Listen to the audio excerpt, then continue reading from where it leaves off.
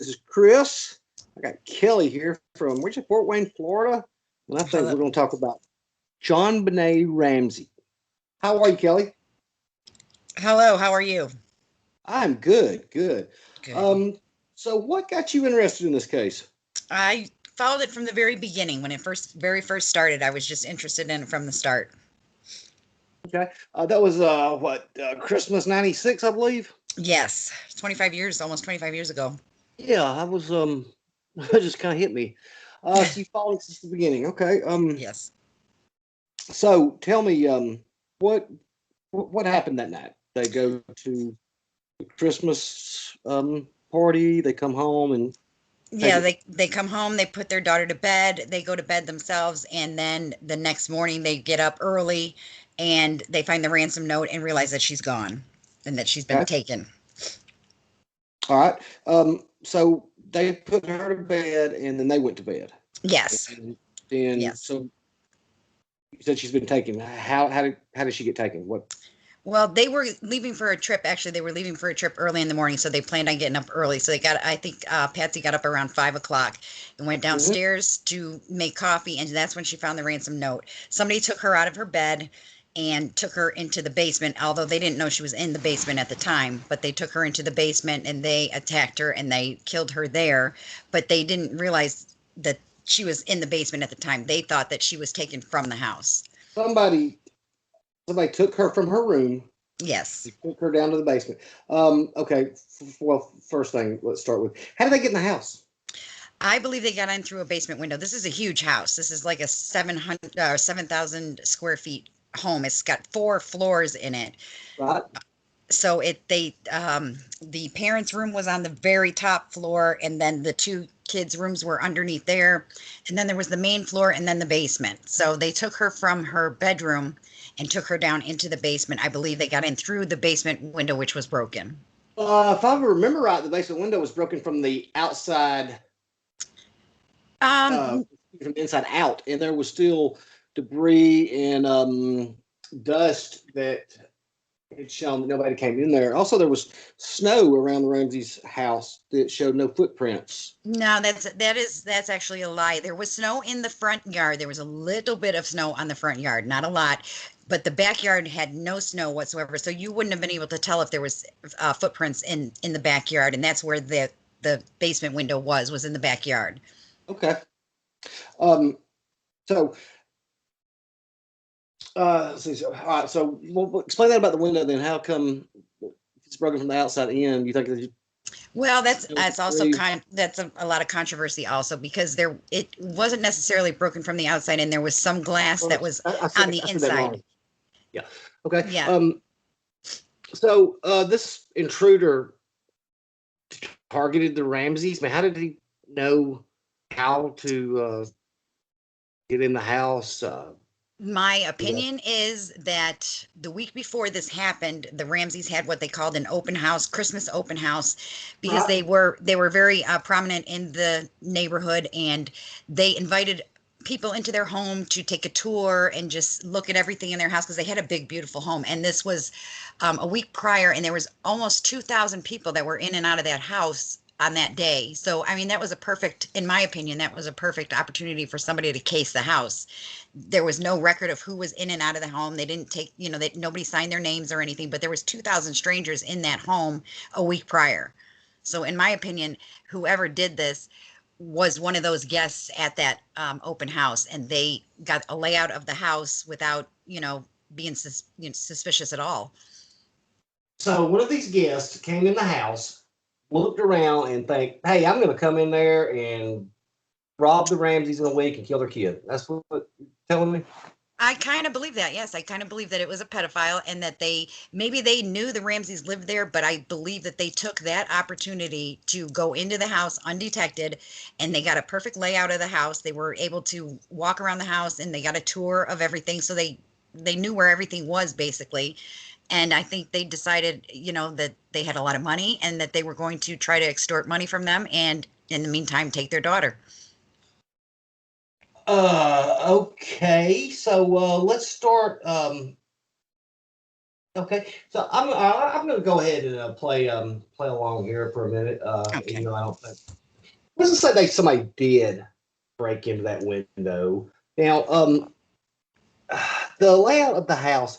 I don't want to. You said the fourth floor was for the Ramsey. Are you sure the Ramseys were the floor below and the kids were on top? No, definitely the very top floor was just the master bedroom. It was just the Ramsey's Okay. bedroom, or the parents' bedroom. That was all that Okay. was on the top floor. Okay. Somehow I thought that in my mind I had it the other way around, but that's fine. This person then comes into the house. So they're gonna have to know what time the Ramsey's going to bed, right? The Ramseys went to dinner at their friend's house, and they came Right. home.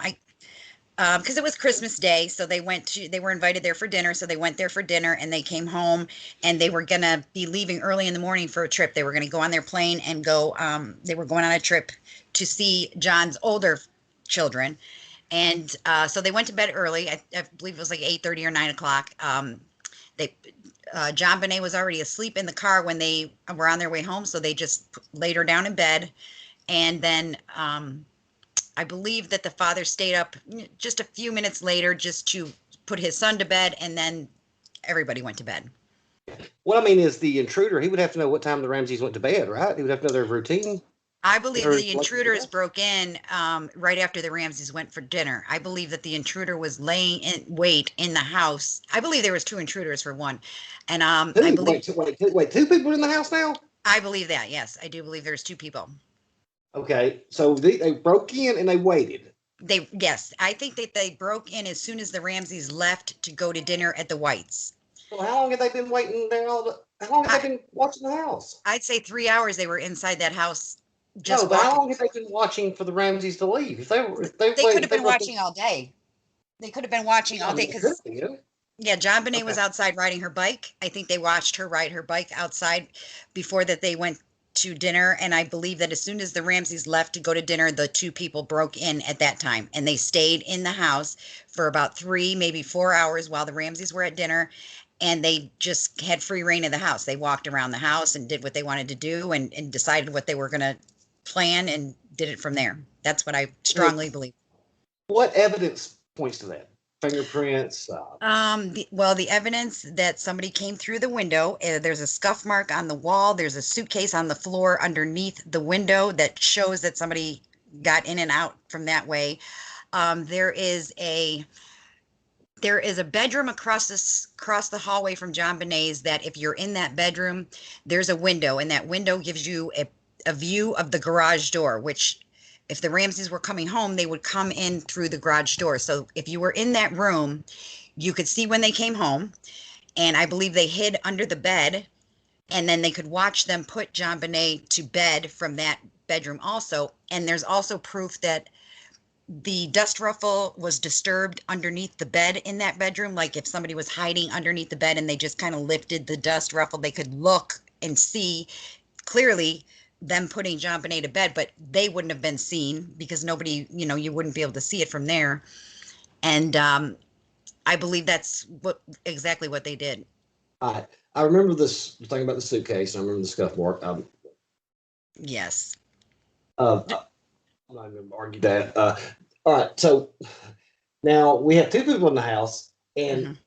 they're waiting under the bed, and they're waiting to put John and Nate to sleep or to bed, and so then they wait for the Ramses to go to bed, and then Right. they take her out of her bed, Yes.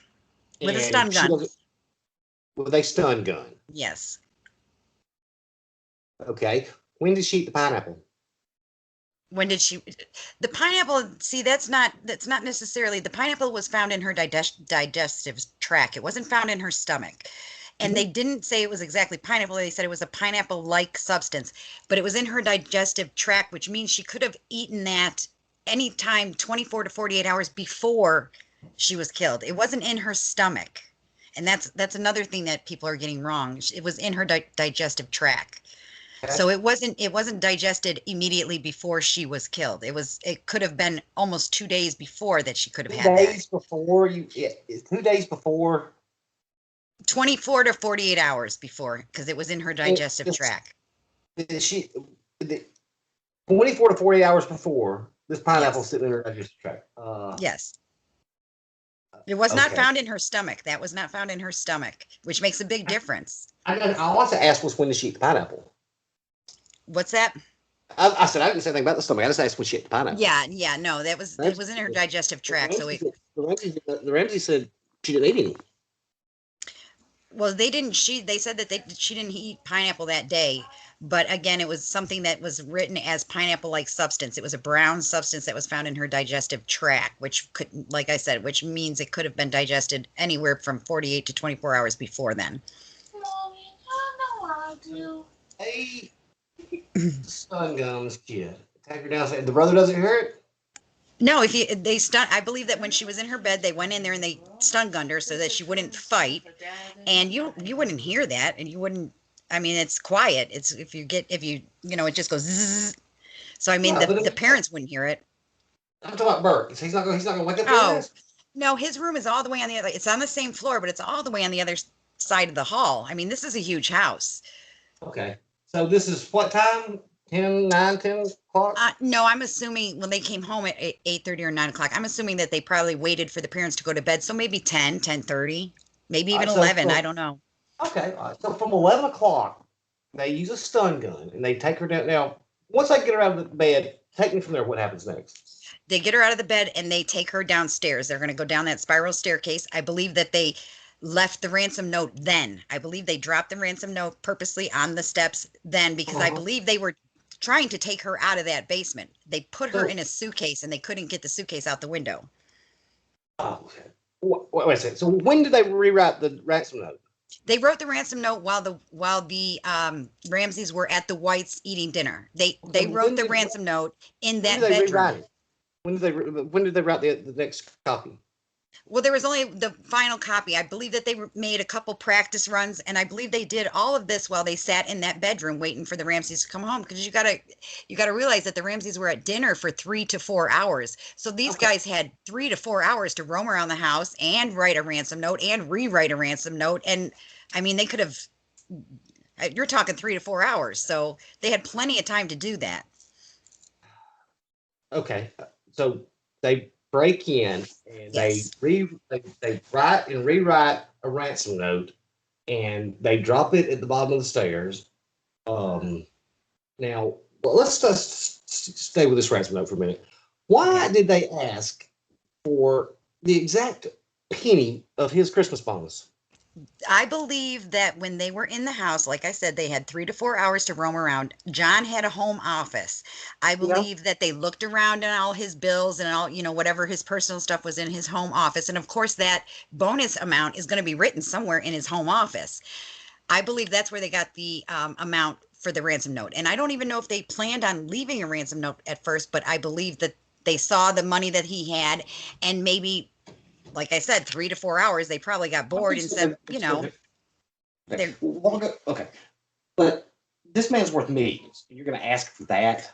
I didn't say they were smart. I just said that they pretty smart to set up some kind of plan like this right here to just case this No, house. I don't think they were smart. I think that the police were just not intelligent enough to catch them. I don't believe that the criminal themselves were smart. I think they just were lucky enough that they did it in a town where they had such an inexperienced police department. Yeah, the local police was not equipped for this No, not at all, murder in that town in several years. Yeah, they were not at all. All right, so we have 2 people in there now that's got and you said they put her in a suitcase.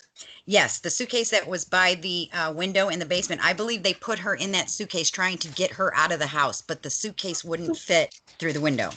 Why not just put her out the window? What's that?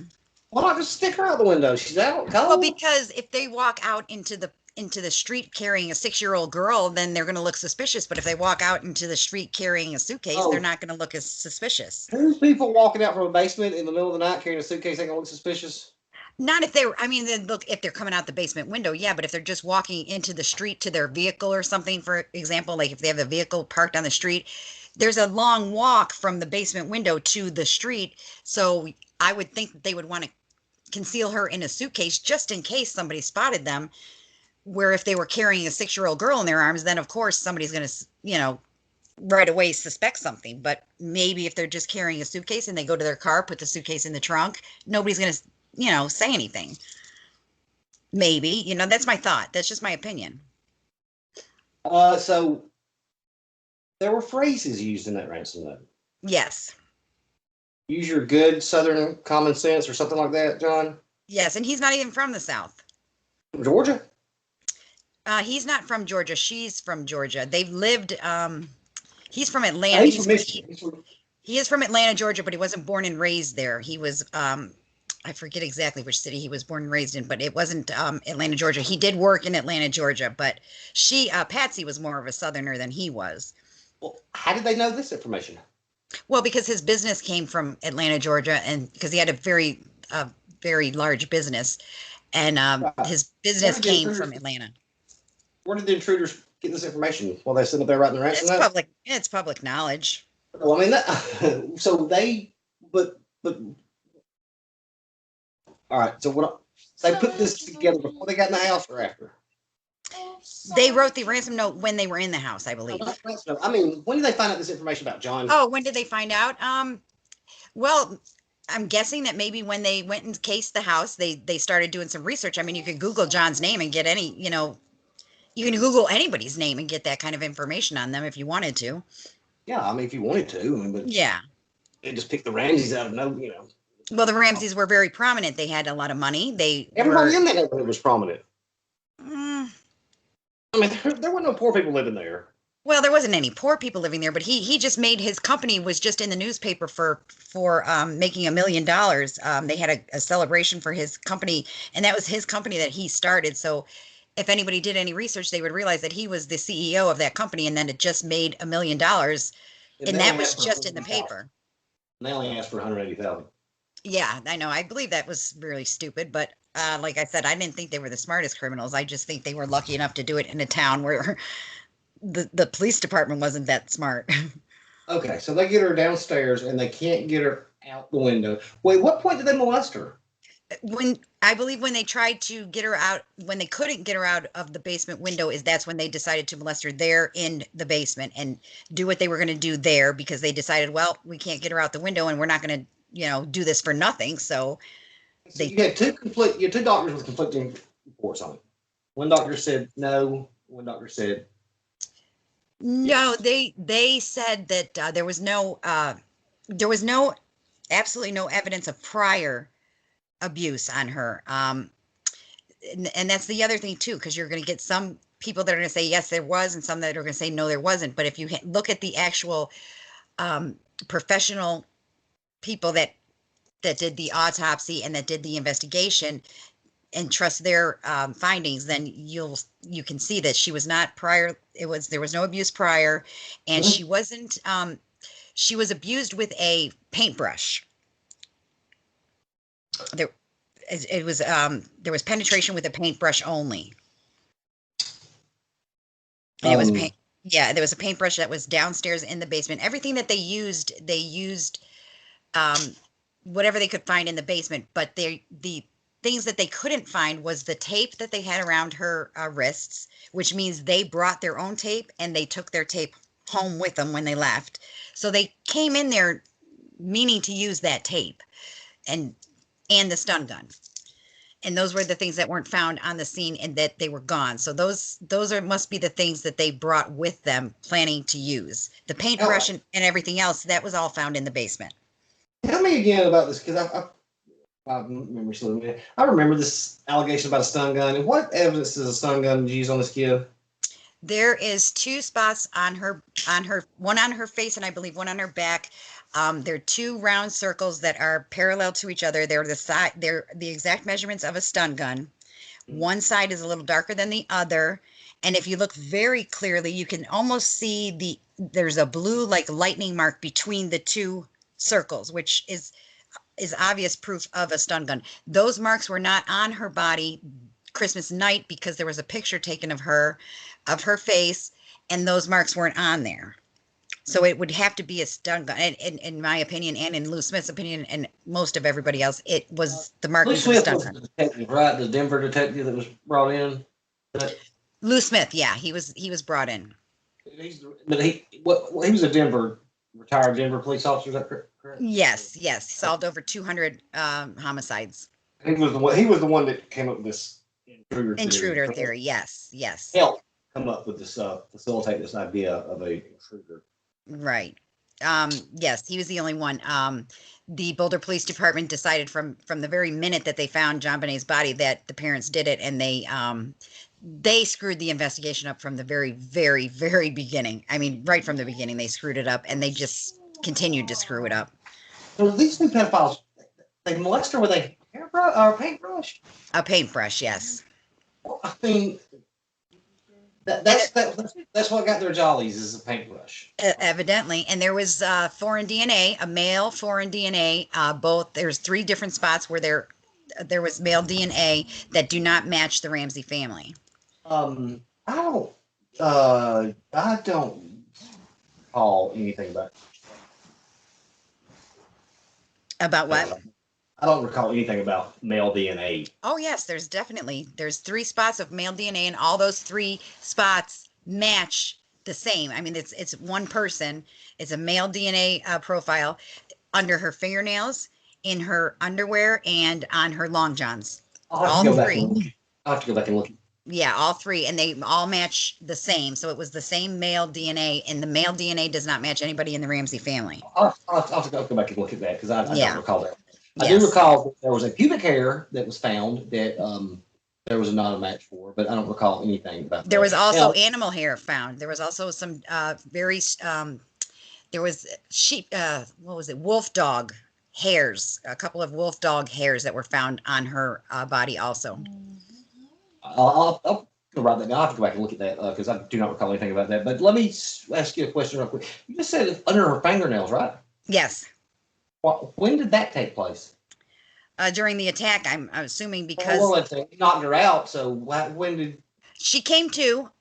A stun gun doesn't keep you incapacitated for a very long time. So she came to, and they had to stun gun her a second time. So when she came to, is when she must have scratched her attacker. She made no screaming noises. She did make a screaming noise, and the neighbor testified to hearing a screaming noise. So wait a second. So the neighbor hears a screaming noise, but nobody in the house wakes up? No, you have to understand that this is 4 stories high. This is their house. The parents' bedroom was on the 4th floor, and they took her down to the basement into the darkest corner there. And right where they took her, there is a vent that goes to the outside, which points to the neighbor's house. And that's the neighbor that said she heard a scream. It was one scream. It was a loud scream, and my guess is that they stun gunned her right away as soon as she screamed, so that was the only scream that they heard. And the neighbor did testify to that. She said she did hear a scream, but then she listened for more, and she didn't hear anything else. I'm sure she did hear a scream. But if you're in the basement and you're 4 stories up, you're not going to hear nothing. Okay, so they take the kid downstairs. They've already dropped the ransom note. They molest her with a paintbrush, and then they kill her? Yes. Why? Just because she's a witness. How is she a witness? They stunned her. I really don't know. Maybe they did. Maybe for a moment she saw them. Maybe they just. I really can't answer that. I don't know, but I think that they wanted to kill her. I think that was the whole. I think they planned on killing her from the beginning anyway. So they're pedophile. Okay. Well, how did she die then? Strangulation or the head wound? I say strangulation. So that's what I believe. Because the head wound has no blood. There's no blood coming from that head wound. So that had to have been done at the time of death or shortly thereafter, in my opinion. But why bash her in the head? I think just for the joy of it. I think they were sick, and I think that was just, they just wanted to crack her skull. But that had to have been done, like I said, at the time of or shortly after, because there was no blood. Okay. Okay. So then these people leave, and intruder, pedophile murderers, they set up this elaborate plan for they leave, and then the Ramseys get up, and she finds the ransom note. And yes. calls 911 then, or what Yes. Well, she calls for John first. She calls for him. They look in her bedroom. They look under the bed, whatever, they're looking, and he said, call 911. So she called 911 immediately. And she calls 911 and she tells the dispatcher he has been taken. Yes. And then what happened after she thought she hung the phone up? She hung the phone up, and then she called her pastor. She called her friends, and she. But I mean, what? After she hung the phone up and she thought she had disconnected and the 911 call was still going, what was said then? There was nothing there. Did you listen to that? There was nothing there. Yeah. Oh my God.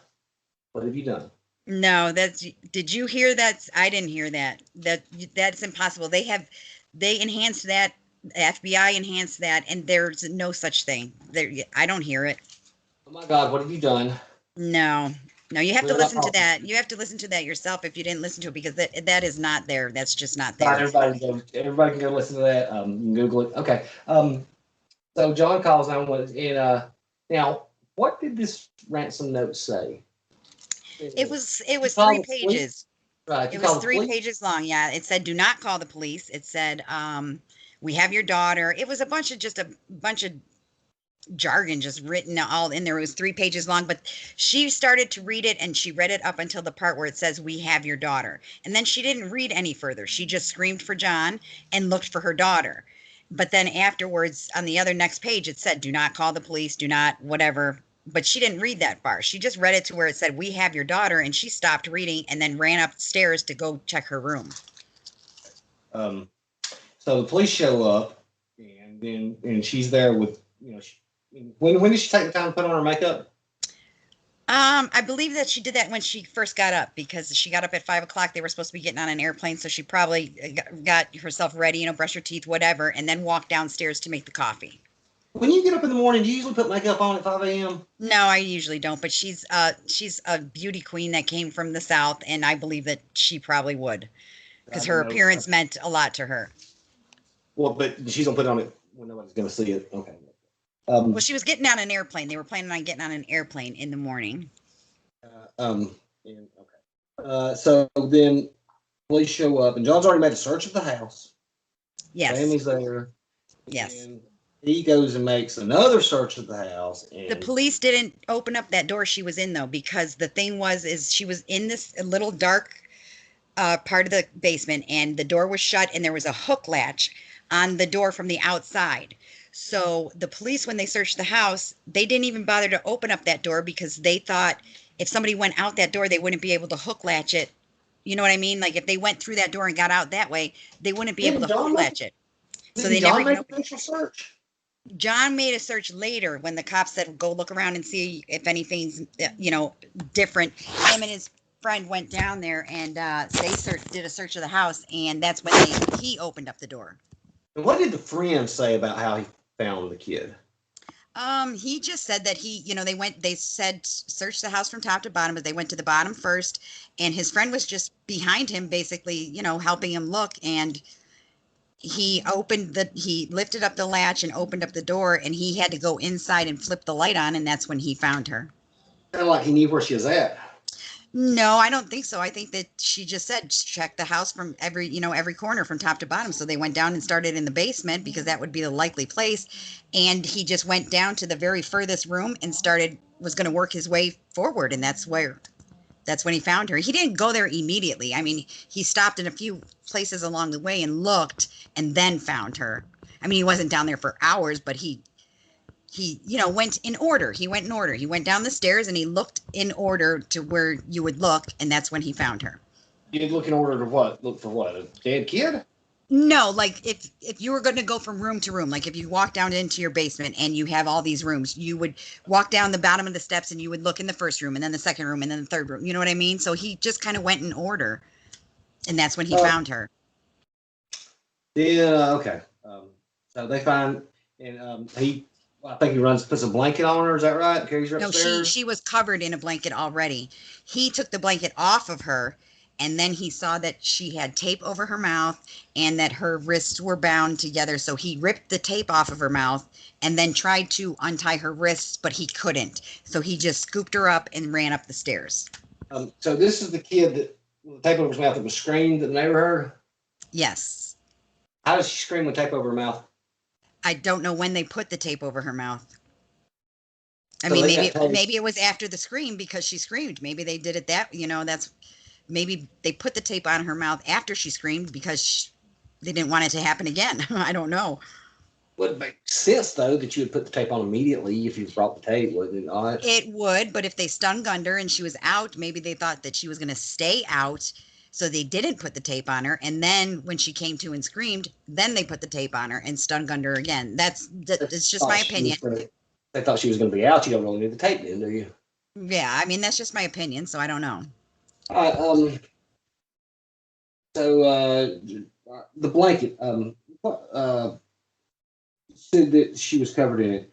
That's indicative of somebody who knows the person they kill as they cover the body up. I have heard that. I have heard that before. Yes, I've heard that. But it could also just mean they covered her. I don't know. But I have heard that. But I don't believe that had any significance to it. I just believe they covered her.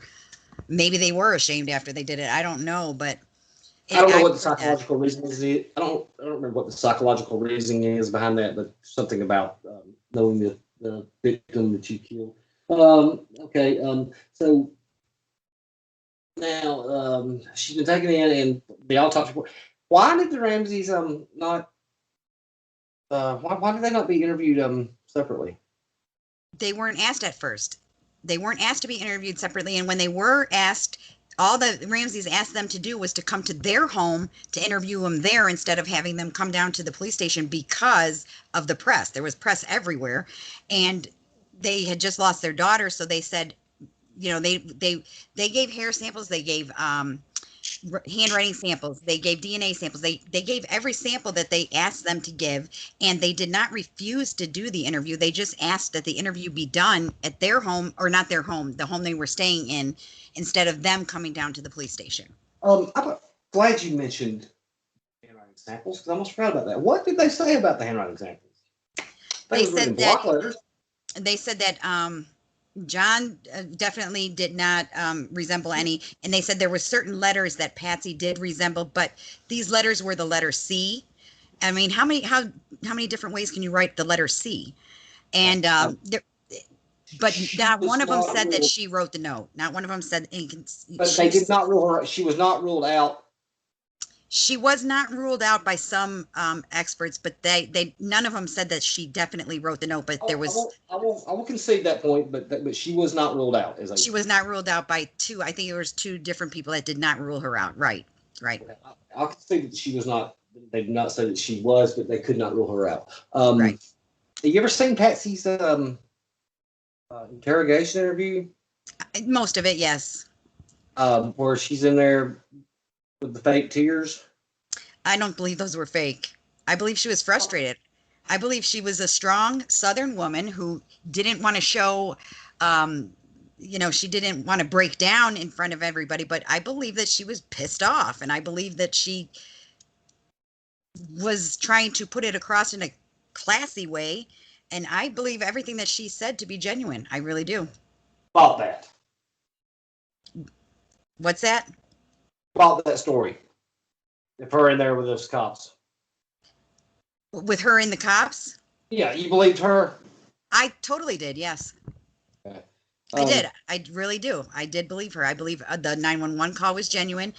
I believe, and that's after even looking at the evidence. That's not just sitting there, I believe I followed the evidence. I looked at what was the real evidence and what was fake and what was lied about, and I believe her to be very genuine. I do. I think she was a strong Southern woman that tried to keep her composure and tried to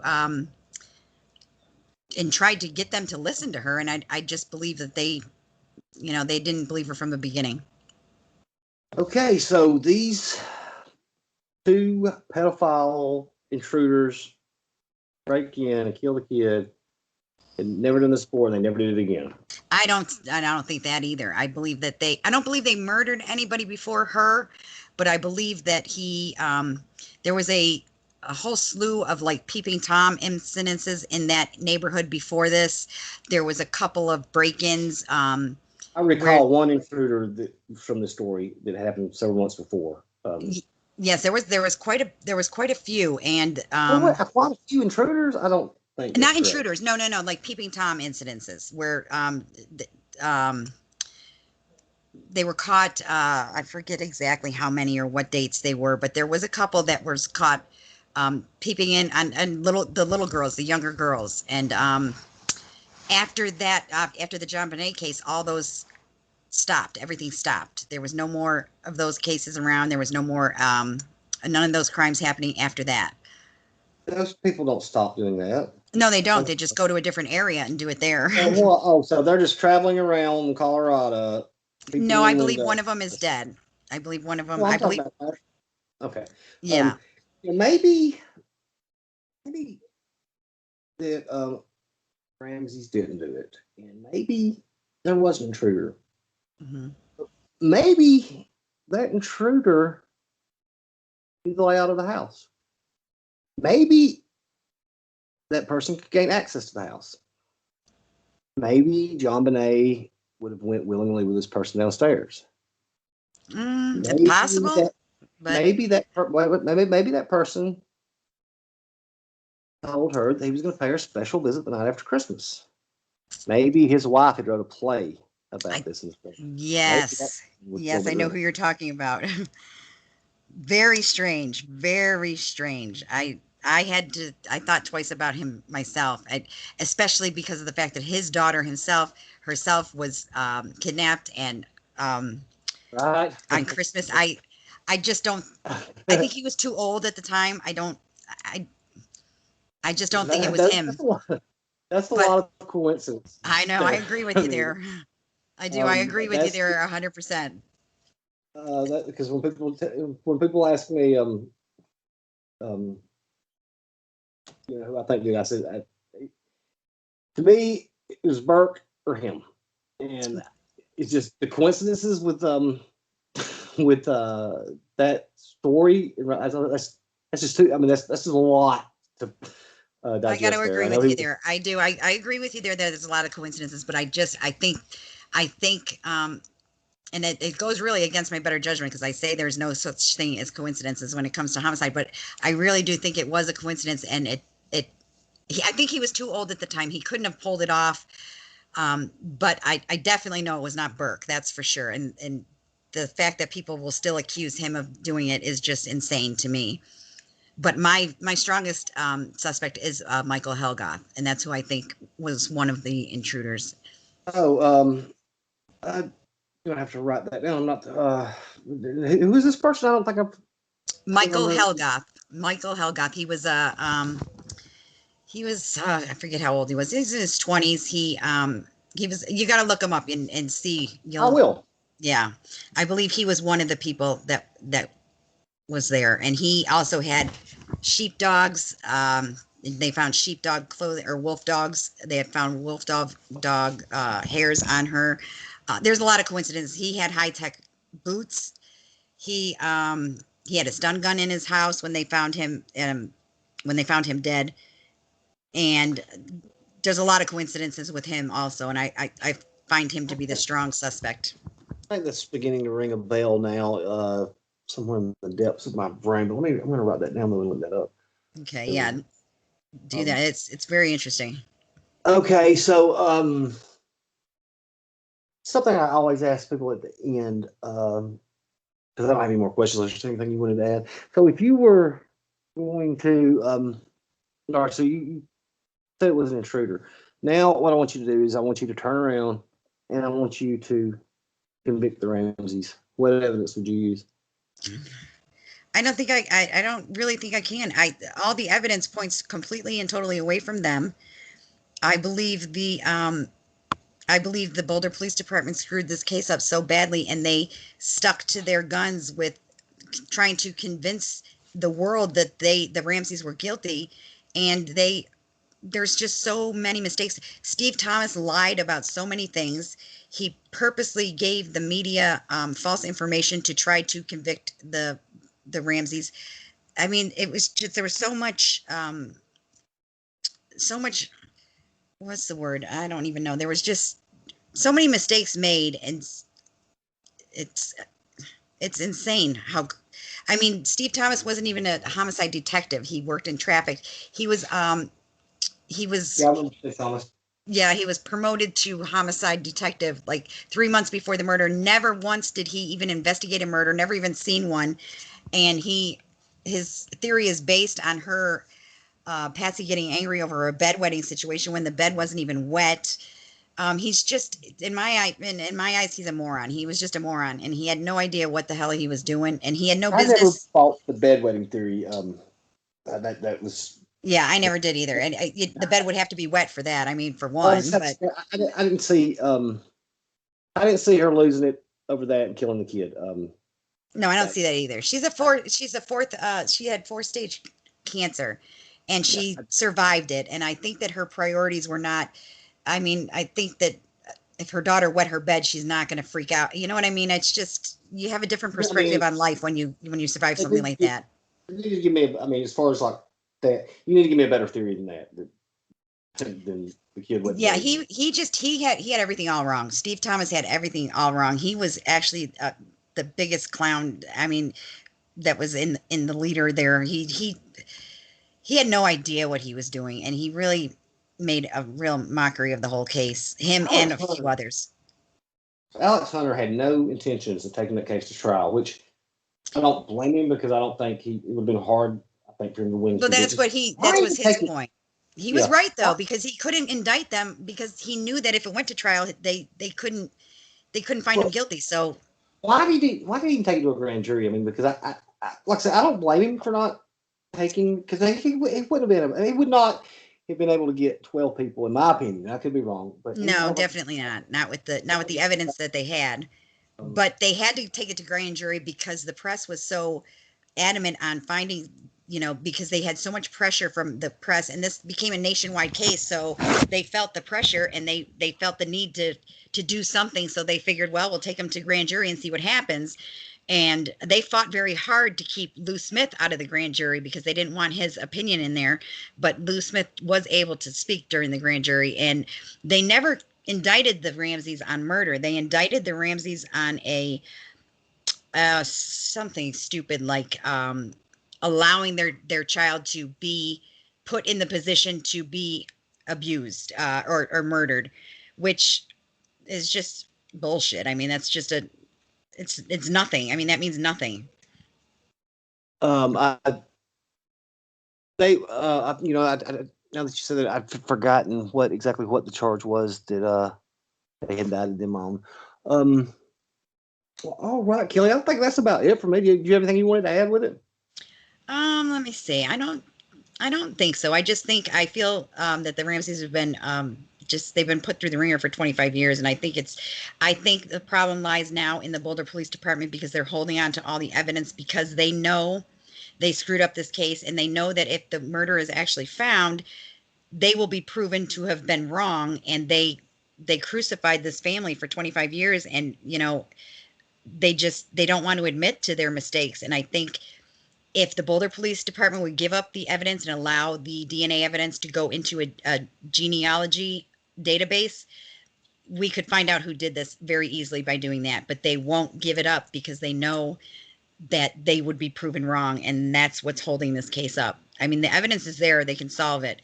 But somebody in the Boulder Police Department has to have the courage and has to have the integrity to hand over the evidence and admit that they are defeated and admit that they did something wrong and allow this DNA evidence to go into some other database, especially the genealogy, and they could solve it.